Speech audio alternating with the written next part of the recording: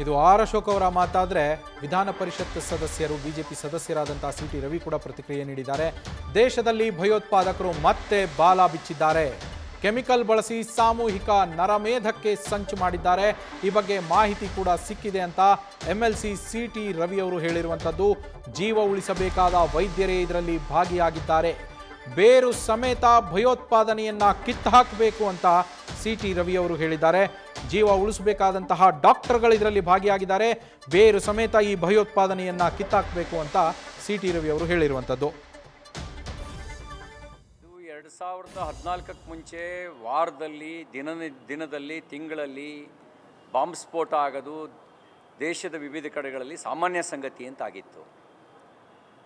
ಇತ್ತೀಚಿನ ವರ್ಷಗಳಲ್ಲಿ ನಗಣ್ಯ ಅನ್ನುವಷ್ಟು ಕಡಿಮೆ ಆಗಿತ್ತು. ಆದರೆ ಈಗ ಮತ್ತೆ ಭಯೋತ್ಪಾದಕರು ಬಾಲ ಬಿತ್ತಾ ಇದ್ದಾರೆ. ಎಲ್ಲಿಯವರೆಗೆ ಅಂತ ಹೇಳಿದ್ರೆ ಅತ್ಯಂತ ವಿಷಪೂರಿತವಾಗಿರ್ತಕ್ಕಂಥ ಆರ್ಸೆನಿಕ್ ಮಾದರಿಯ ಕೆಮಿಕಲ್ನ ಉಪಯೋಗಿಸಿ ಸಾಮೂಹಿಕ ನರಮೇಧ ಮಾಡೋದಕ್ಕೂ ಕೂಡ ಸಂಚು ನಡೆಸಿದ್ದಾರೆ ಅನ್ನುವ ಮಾಹಿತಿ ಸಿಕ್ಕಿರ್ತಕ್ಕಂಥದ್ದು. ಈ ಜಾಲದ ಒಳಗೆ ಜೀವ ಉಳಿಸೋದಕ್ಕೆ ಇರಬೇಕಾದಂಥ ವೈದ್ಯರುಗಳು ಭಾಗಿಯಾಗಿರೋದು, ರಾಷ್ಟ್ರಕಟ್ಟು ನಿರ್ಮಾಣದಲ್ಲಿ ಭಾಗಿಯಾಗಬೇಕಾದಂಥ ಇಂಜಿನಿಯರ್ಗಳು ಭಾಗಿಯಾಗಿರ್ತಕ್ಕಂಥದ್ದು ಭಾಳ ಆಘಾತಕಾರಿಯಾಗಿರ್ತಕ್ಕಂಥ ಕಳವಳಿಕಾರಿಯಾಗಿರ್ತಕ್ಕಂಥ ಸಂಗತಿ. ಬೇರ್ ಸಹಿತ ಭಯೋತ್ಪಾದನೆಯನ್ನು ಕಿತ್ತು ಹಾಕಬೇಕು. ಭಯೋತ್ಪಾದನೆ ಮೂಲ ಎಲ್ಲಿಂದ, ಯಾರು ಇವರಿಗೆ ತರಬೇತಿ ಕೊಡ್ತಾ ಇದ್ದಾರೆ, ಹಣಕಾಸಿನ ನೆರವು ಎಲ್ಲಿಂದ ಸಿಗ್ತಾ ಇದೆ, ಯಾವ ವಿಚಾರದಿಂದ ಪ್ರಚೋದನೆಯನ್ನು ಪಡಿತಾ ಇದ್ದಾರೆ, ಇದನ್ನು ಬೇರ್ ಸಹಿತ ಕಿತ್ತಾಕದೇ ಇದ್ದರೆ ಒಂದು ಐಸೋಲೇಟೆಡ್ ಇನ್ಸಿಡೆಂಟ್ ಥರ ನೋಡಬಾರ್ದು.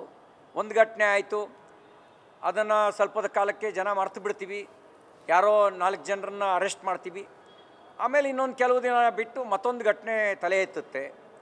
ಇದು ಭಾಳ ಕಳವಳಕಾರಿಯಾಗಿರ್ತಕ್ಕಂಥ ವಿಷಯ. ಮನುಕುಲಕ್ಕೆ ಮಾರಕ. ರಾಷ್ಟ್ರದ ಒಂದು ಸಮಗ್ರತೆ ಮತ್ತು ಭದ್ರತೆ ದೃಷ್ಟಿಯಿಂದಲೂ ಕೂಡ ಅಪಾಯಕಾರಿ. ಹಾಗಾಗಿ ಇದನ್ನು ಸೀರಿಯಸ್ ಆಗಿ ತಗೊಳ್ಬೇಕು ಅಂತ ಆಗ್ರಹಿಸ್ತೇನೆ. ಮತ್ತು ರಾಜ್ಯ ಸರ್ಕಾರ ಈಗ ನೋಡಿ, ಜೈಲಿನಲ್ಲಿ ಒಬ್ಬ ಭಯೋತ್ಪಾದಕನ ಕೈಗೆ ಮೊಬೈಲ್ ಸಿಗುತ್ತೆ ಅಂದರೆ ಜೈಲನ್ನೇ ಅವನು ಅಖಾಡ ಮಾಡ್ಕೋಬೋದಲ್ಲ, ಅಲ್ಲಿಂದಲೇ ಎಲ್ಲ ಯೋಜನೆ ರೂಪಿಸಿ ಡೈರೆಕ್ಷನ್ ಕೊಡ್ಬೋದಲ್ಲ. ನಾಳೆ ಕೋರ್ಟ್ನಲ್ಲೂ ಕೂಡ ಸಾಬೀತುಪಡಿಸೋಕ್ಕಾಗಲ್ಲ. ಯಾಕೆ ಅಂತಂದರೆ ಜೈಲಿನಲ್ಲೇ ಮೊಬೈಲ್ ಸಿಗುತ್ತೆ ಅನ್ನೋದು ಅದು ಸರ್ಕಾರ ಮುಜುಗರ ಅನುಭವಿಸೋದು ಮಾತ್ರ ಅಲ್ಲ, ಒಂದು ಅಪಾಯಕಾರಿಯಾಗಿರೋ ನೀತಿಯಾಗತ್ತೆ. ಹಾಗಾಗಿ ಯಾರೋ ಕೆಳಗಡೆ ಅಂಥದವ್ರಂತ ತಲೆದಂಡೆ ಮಾಡಿ ನೀವು ತಲೆ ತಪ್ಪಿಸ್ಕೊಳ್ಳುವಂಥ ಅವಶ್ಯಕತೆ ಇಲ್ಲ. ನ್ಯೂಸ್ ಫಸ್ಟ್ ನಿರ್ಭೀತಿಯಿಂದ ನಿಮ್ಮ ಪರವಾಗಿ.